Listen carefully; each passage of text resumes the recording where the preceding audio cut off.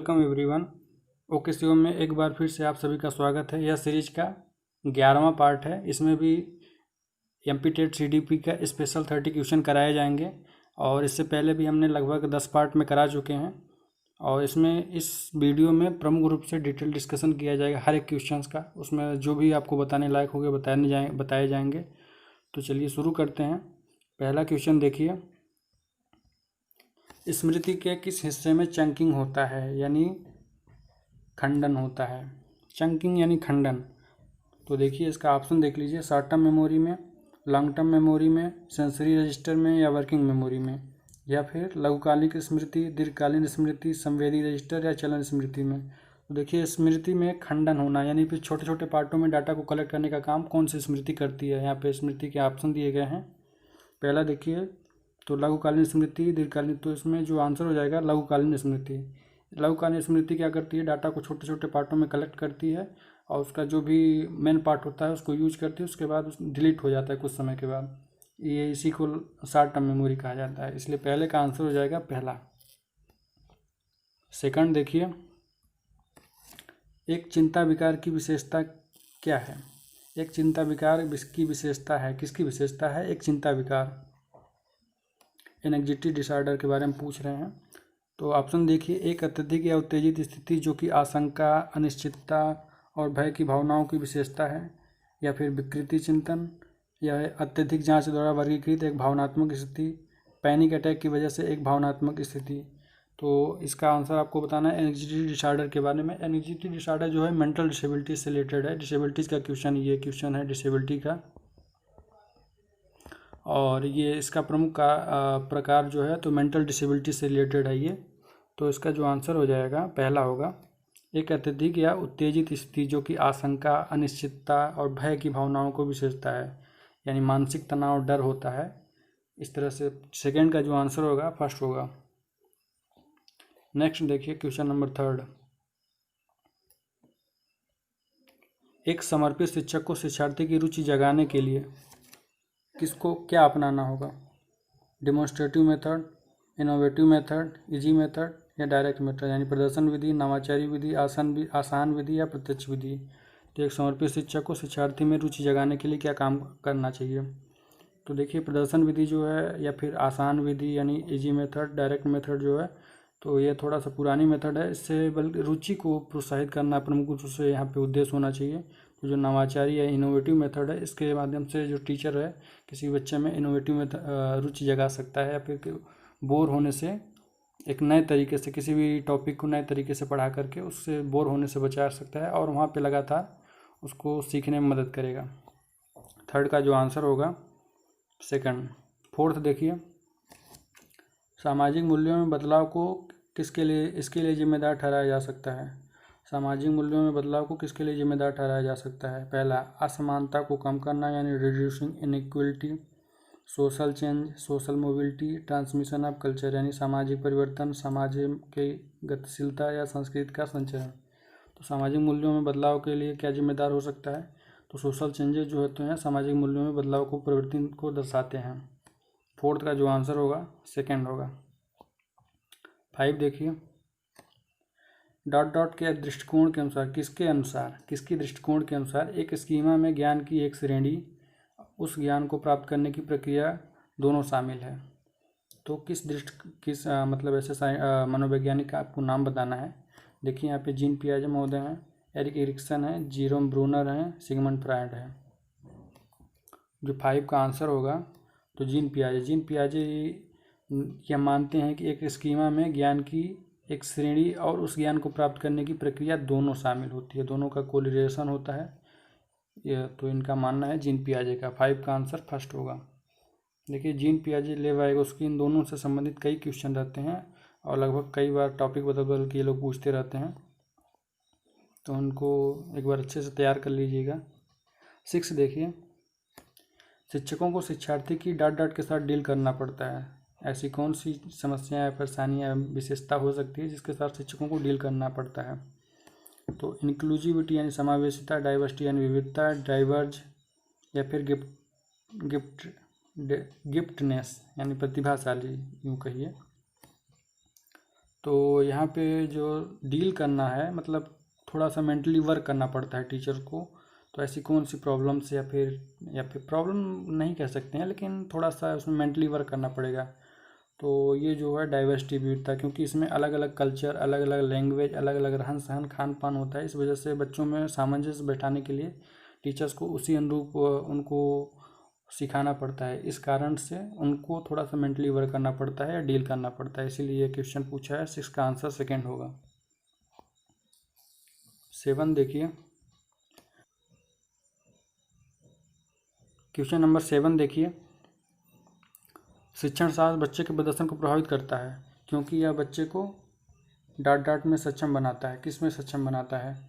समान चीज़ों का बार बार अभ्यास करने, अधिक अनुशासित होना, अत्यधिक कक्षा कार्य और गृह कार्य करना, अधिगम में सुनना और व्यस्त रहना। तो अधिगम में सुनना और व्यस्त रहना में सक्षम बनाता है शिक्षण शास्त्र। ठीक है, 7 का जो आंसर हो जाएगा 4 होगा। 8 देखिए, जान अपनी कक्षा में छात्रों की समस्याओं को जानने के लिए नैदानिक साक्षात्कार यानी का उपयोग करता है, यदि यह उनकी भूमिका को किस रूप में दर्शाता है? नैदानिक साक्षात्कार का उपयोग कर रहे हैं यहाँ पे। तो आपको ऑप्शन दिए हैं, को लर्नर यानी सह शिक्षार्थी, नेगोशिएटर यानी वार्ताकार, क्लासरूम रिसर्चर यानी कक्षा अन्वेषक, या फिर फैसिलिटेटर यानी प्रशिक्षक। तो जॉन को अपनी कक्षा में नैदानिक साक्षात्कार का उपयोग कर रहा है, तो यह किस उनकी भूमिका को निभाएगा? तो इसका जो आंसर हो जाएगा क्लासरूम रिसर्चर यानी कक्षा अन्वेषक के रूप में दर्शाएगा। इसका आंसर जो होगा 8 का 3rd हो जाएगा।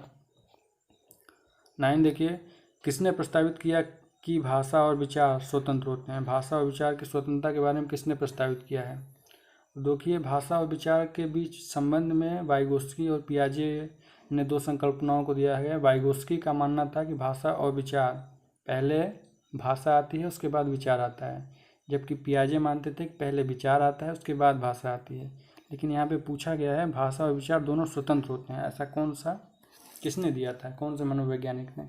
तो वाइगोत्स्की, पियाजे ये दोनों नहीं होंगे। इन दोनों ने संबंध को दर्शाया है कोहलर या फिर चॉम्स्की। तो यहाँ पे चॉम्स्की हो जाएंगे। इन्होंने दोनों को स्वतंत्र के रूप में दर्शाया है या माना है। 9 का आंसर 4 होगा। 10th देखिए, अधिगम के आकलन में शामिल है। असेसमेंट फॉर लर्निंग के रूप में पूछ रहा है, क्या शामिल है? कुछ मानदंडों के अनुसार सफलता के विभिन्न स्तरों पर उदाहरणों को साझा करना, छात्रों के काम के विपरीत ग्रेड या अंक प्रदान करना, योगात्मक मूल्यांकन का योगात्मक उपयोग, परीक्षण और परीक्षा का उपयोग। तो असेसमेंट फॉर लर्निंग जो है, तो इसको फॉर्मेटिव असेसमेंट के रूप में माना जाता है। इसका दूसरा नाम फॉर्मेटिव असेसमेंट कह सकते हैं। इसके माध्यम से बच्चों को मोटिवेट करना प्रमुख उद्देश्य रहता है, रिइंफोर्स करना उनको, उन्होंने क्या सीखा उसके माध्यम से ये खंडशः उपयोग किया जाता है। तो इसका जो आंसर होगा 10th का 1st होगा। कुछ मानदंडों के अनुसार सफलता के विभिन्न स्तरों पर उदाहरणों को साझा करना। 10th का जो आंसर है 1st होगा। 11 देखिए,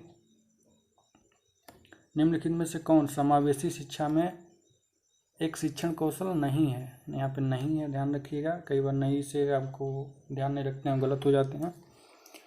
तो इंक्लूसिव एजुकेशन में शिक्षण कौशल में नहीं है। कौन? Black board, questioning, problem solving या रीइंफोर्स। तो जो है तो क्वेश्चनिंग या फिर प्रॉब्लम सॉल्विंग, रीइंफोर्सिंग, ये इंक्लूसिव एजुकेशन का ही पार्ट है या इसमें शामिल होता है। इंक्लूसिव एजुकेशन मिलकर इससे बना होता है, जो कि ब्लैक बोर्ड जो कि एक फिजिकल है। ब्लैक बोर्ड यहाँ पे नहीं होगा, ब्लैक बोर्ड की ज़रूरत नहीं होती। समावेशी शिक्षा में किसी भी तरह से टीचर्स पढ़ा सकते हैं, बता सकते हैं। 11th का जो होगा 1st हो जाएगा। 12th देखिए, जब बच्चे मीडिया में हिंसा के संपर्क में आने के कारण आक्रामक होना सीखते हैं तो किस प्रकार के अधिगम को प्रदर्शित करते हैं? Classical learning, media learning, exploratory learning, observational learning. यानी क्लासिकल अधिगम, मीडिया अधिगम, अन्वेषी अधिगम, विश्लेषणात्मक अधिगम। तो जब बच्चे मीडिया यानी एक टीवी के माध्यम से, ये समझिए टीवी से देख रहे हैं और हिंसा को अपने अंदर ग्रहण कर रहे हैं, तो उसको क्या कहा जा सकता है? तो वहाँ पे ऑब्जर्व कर रहे हैं, ऑब्जर्व कर रहे हैं यानी विश्लेषण कर रहे हैं। इसका जो आंसर होगा 12th का 4 हो जाएगा। 13 देखिए,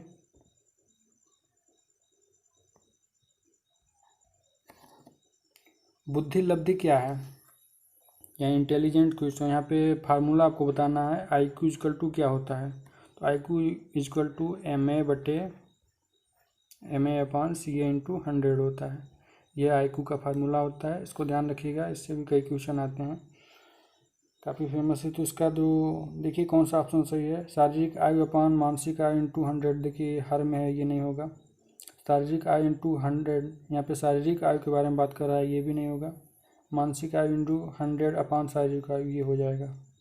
या इसलिए 13 का जो आंसर होगा थर्ड हो जाएगा। 14 देखिए, अधिगम तब होता है जब बच्चा किसी को ध्यान से देखता है। इस अधिगम को किस रूप में जाना जाता है, operant conditioning, trial and error learning, social learning, insight learning, यानी क्रिया प्रसूत अनुकूलन, प्रयत्न त्रुटि अधिगम, सामाजिक अधिगम या अंतर्दृष्टि अधिगम। तो जब बच्चा किसी को ध्यान से देखता है तो अधिगम को सोशल लर्निंग कहा जाता है। सोशल, समाज में देखने के कारण से या फिर सेंस के उपयोग से, सेंस का उपयोग करके वह चीज़ों को सीखता है, देखता है, समझता है, इस तरह से। 14 का जो आंसर होगा थर्ड हो जाएगा।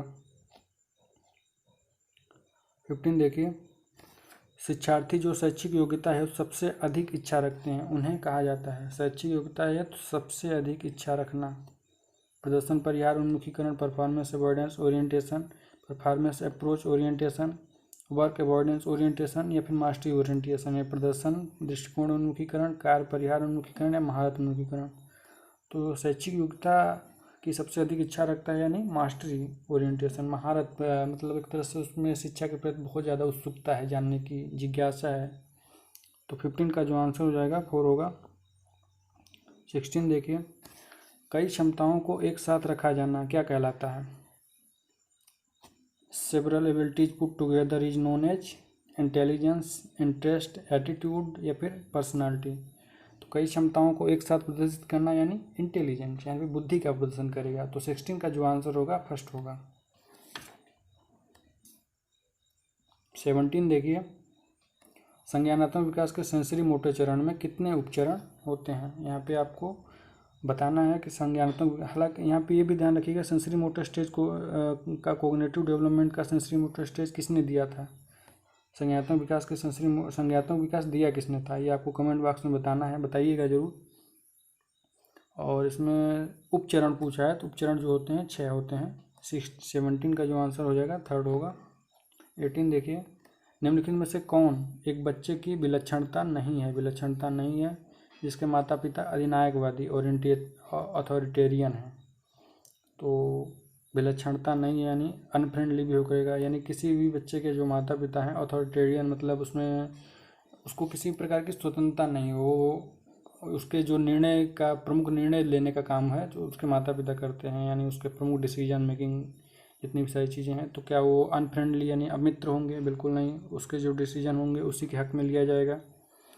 फिर अनसोशिएबल यानी एकांत प्रिय, ये भी नहीं होगा। इंडिपेंडेंट यानी स्वतंत्र, या फिर वितड्राने अंतर्मुखी। तो जो इसका आंसर हो जाएगा वो बच्चा स्वतंत्र नहीं रहेगा, उसके जो निर्णय होंगे सारे डिपेंडेंट होंगे।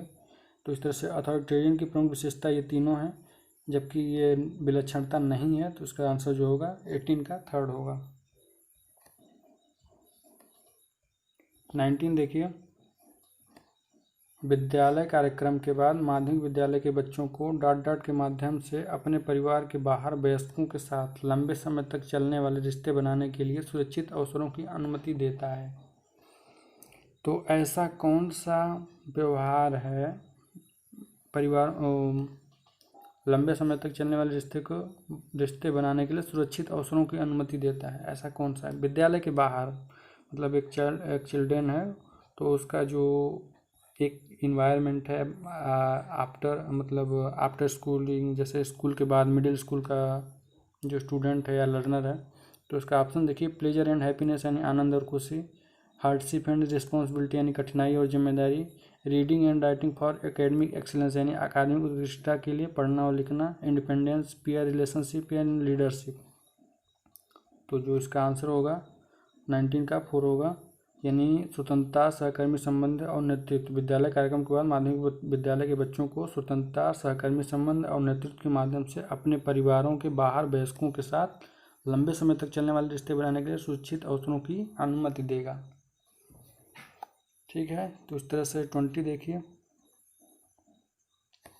स्वाभाविक रूप से अवगत है, क्या अवगत है? हार्वर्ड गार्डनर की theory of multiple intelligence. Harvard gardener महोदय ने मल्टीपल थ्योरी दिया है इंटेलिजेंस के रूप में, के अनुसार वह निम्न में से कौन सी बुद्धिमत्ता को प्रदर्शित करता है?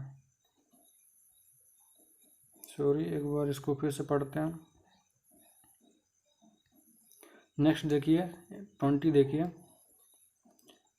जॉन एक छात्र है जो अपनी व्यक्तिगत भावनाओं, एहसास और प्रेरणा से स्वाभाविक रूप से अवगत है। हार्वर्ड गार्डनर की थ्योरी ऑफ मल्टीपल इंटेलिजेंस यानी एकाधिक ज्ञान के सिद्धांत के अनुसार वह निम्न में से किस बुद्धिमत्ता को प्रदर्शित करता है? इंटरपर्सनल इंटेलिजेंस यानी अंतर्वैयक्तिक बुद्धिमत्ता, इंट्रापर्सनल इंटेलिजेंस यानी अंतर्वैयक्तिक बौद्धिकता, विजुअल स्पेशियल इंटेलिजेंस यानी दृश्य स्थानिक बुद्धिमत्ता, यानी नेचुरलिस्टिक इंटेलिजेंस यानी स्वाभाविक बुद्धिमत्ता।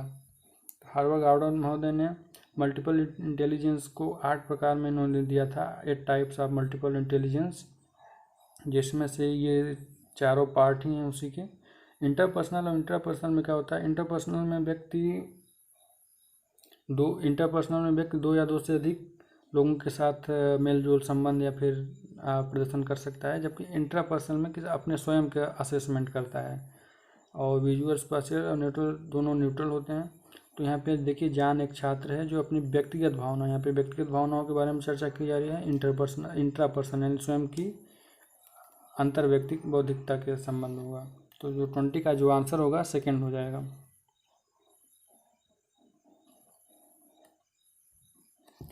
21 देखिए। बच्चों की प्रकृति होती है, कैसी होती है? Nature of children is destructive यानी हानिकारक, इमिटेटिव यानी कृत्रिम यानी बनावटी, या फिर इमेजिनेटिव यानी कल्पनाशील, या फिर कंस्ट्रक्टिव यानी रचनात्मक। तो जो बच्चे होते हैं हमेशा वो कंस्ट्रक्टिव यानी रचनात्मक होते हैं, हर समय कुछ ना कुछ नया सीखते हैं, नया करते हैं किसी भी चीज़ को। 21 का जो आंसर होगा 4 हो जाएगा। 22 देखिए। मानवतावाद के अनुसार अधिगम का उद्देश्य क्या है? Learning according to humanism. तो क्या होगा? पहला ऑप्शन देखिए, to ace the standardized test, या to fulfil one's potential, to become employable, या फिर टू अचीव फाइनेंशियल सिक्योरिटी। यानी मानकीकृत परीक्षणों को एकरूप करने के लिए, किसी की क्षमता को पूरा करने के लिए, रोजगारपरक बनने के लिए, या फिर वित्तीय सुरक्षा प्राप्त करने के लिए। तो मानवतावाद के अनुसार अधिगम जो है तो किसी की क्षमता को पूरा करने के लिए, यानी टू फुलफिल वंस पोटेंशियल। या मानवतावाद का ये जो थ्योरी दिया है ये मास्लो से संबंधित है। यहाँ पे देखिएगा, इसको मास्लो से रिलेटेड है। मास्लो ने नीड्स ऑफ हायरार्की की 5 स्टेज दिया है, तो उसी का एक क्वेश्चन इन्होंने मतलब जनरल वे में बना के पूछा है। मानवतावाद के अनुसार अधिगम का क्या उद्देश्य होगा? तो इसका जो होगा तो किसी भी क्षमता को पूरा करने के लिए। उनका जो मानना था कि सबसे पहले व्यक्ति को मास्लो ने अपनी आवश्यकताओं को पूरा करने के रूप में देखा है। 5 स्टेज है, देख लीजिएगा अगर आपको नहीं पता होगा तो गूगल में डाल के, या फिर कहीं और से भी। 23 देखिए। मौलिक गणितीय संक्रियाओं को करने में असमर्थता द्वारा पहचाने जाने वाले विकार का नाम क्या है? मौलिक गणितीय संक्रियाओं को करना यानी गणितीय, उसमें यह एक डिसऑर्डर का क्वेश्चन है और उसमें गणितीय संक्रियाओं करने में असमर्थता जाहिर कर रहा है बच्चा, यानी उसमें डिसकैलकुलिया है, कैलकुलिया। इसको ध्यान रखिएगा, इसमें बहुत सारे कन्फ्यूजन होता है, तो उसमें ध्यान रखिएगा कैलकुलिया जो दिया है यानी कैलकुलेशन से प्रॉब्लम है। तो यहाँ पे कैलकुलेशन करने में प्रॉब्लम हो रही है यानी डिसकैलकुलिया। 23 का जो आंसर होगा 4 हो जाएगा। 24 देखिए। थॉर्नडाइक द्वारा क्रियाप्रसूत अनुबंधन से संबंधित प्रयोग में किस जानवर का प्रयोग किया गया था? थॉर्नडाइक महोदय ने क्रियाप्रसूत अनुबंधन सिद्धांत दिया है, ऑपरेंट कंडीशनिंग दिया था, तो उसमें किस जानवर का उन्होंने प्रयोग किया था? रैट का, डॉग का, कैट का, या फिर पिजन यानी कबूतर का। तो थॉर्नडाइक महोदय ने एक बिल्ली को पिंजरे में बंद किया था, बाहर उसको कुछ खाने के लिए रखा था, उसके अनुसार उन्होंने ऑपरेंट कंडीशनिंग की थ्योरी प्रतिपादित की थी। 24 का जो आंसर हो जाएगा 3rd होगा। 25 देखिए। E.L. थॉर्नडाइक ने किस प्रकार के अधिगम का प्रस्ताव रखा है? यहाँ पे देखिए सीधे सीधे वही वाला क्वेश्चन उठा के, पिछला वाला ही क्वेश्चन उठा के रखा है। तो operant conditioning, vicarious conditioning, classical conditioning, effect conditioning, यानी क्रिया प्रसूत अनुबंधन। तो यही इनका आंसर होगा। इस वाले क्वेश्चन में आप देख भी सकते हैं ये ऑपरेंट कंडीशनिंग सीधे से लिखा है, तो इसमें उनको बेनिफिट हो गया होगा जो इनका ये पेपर रहा होगा ऑपरेंट कंडीशनिंग तांडाई। 25 का जो आंसर है फर्स्ट होगा। 26 देखिए,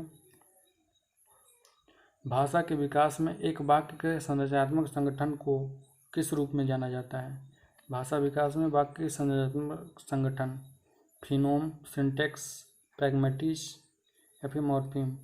तो यहाँ पे देखिए वाक्य विन्यास, सिंटेक्स, तो यहाँ पे संरचनात्मक संगठन, भाषा के विकास में संरचनात्मक संगठन यानी वाक्य विन्यास को ये प्रदर्शित कर रहा है, सिंटेक्स। 26 का जो आंसर होगा सेकंड होगा। 27 देखिए, पहचान बनाम भूमिका भ्रम डॉट डॉट आयु के बीच होती है, किस उम्र के बीच होती है? पहले तो ये आप देखिए कि इस थ्योरी किस थ्योरी से लिया गया है, किसको किसने दिया है। तो यह देने वाले कौन, identity versus role confusion, Erik Erikson महोदय ने इस थ्योरी को दिया है, एरिक एरिक्सन महोदय।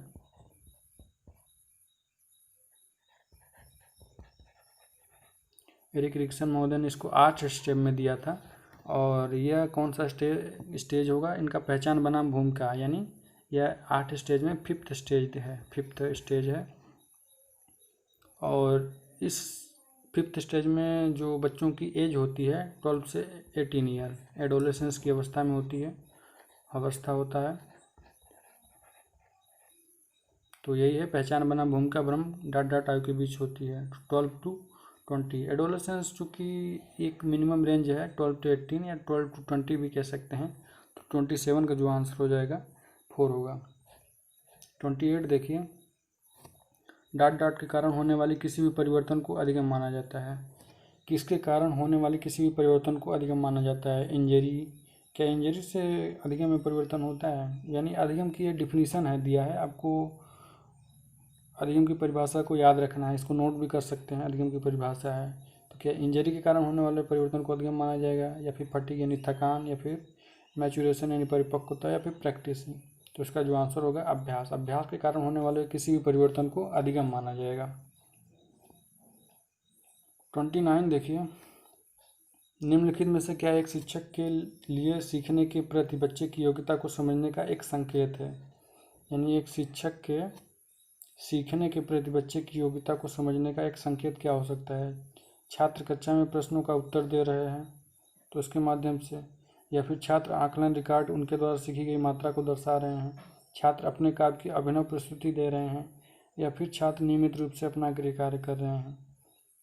तो बच्चे की योग्यता को समझना है तो यानी छात्र अपने काम की अभिनव प्रस्तुति दे रहे हैं। क्वेश्चन नंबर 29 का थर्ड आंसर होगा। 13 देखिए, बाल विकास के निम्नलिखित में से कौन सा सिद्धांतकार उत्तेजना प्रतिक्रिया अधिगम सिद्धांत से संबंधित नहीं है? उत्तेजना प्रतिक्रिया अधिगम यानी स्टिमुलस रिस्पॉन्स लर्निंग थ्योरी से संबंधित ऐसा कौन सा मनोवैज्ञानिक है जो स्टिमुलस रिस्पॉन्स लर्निंग थ्योरी से संबंधित नहीं है? तो इवान पावलोव महोदय ने भी दिया है, जेबी वाटसन ने भी दिया है, गेसेल नहीं दिया है, इन्होंने नहीं दिया है, हल ने दिया है। तो इस तरह से आपका ये 30 क्वेश्चन सीरीज समाप्त होता है यहीं पे। फिर मिलेंगे अगले सीरीज के साथ। और इस चैनल को अगर आप लोग लाइक सब्सक्राइब ना किए हों तो प्लीज़ लाइक सब्सक्राइब कर लें, जिससे कि आने वाले जितने भी सीरीज हैं आप तक आसानी से पहुंच सके। चलिए इसको यहीं समाप्त करते हैं। Thank you so much.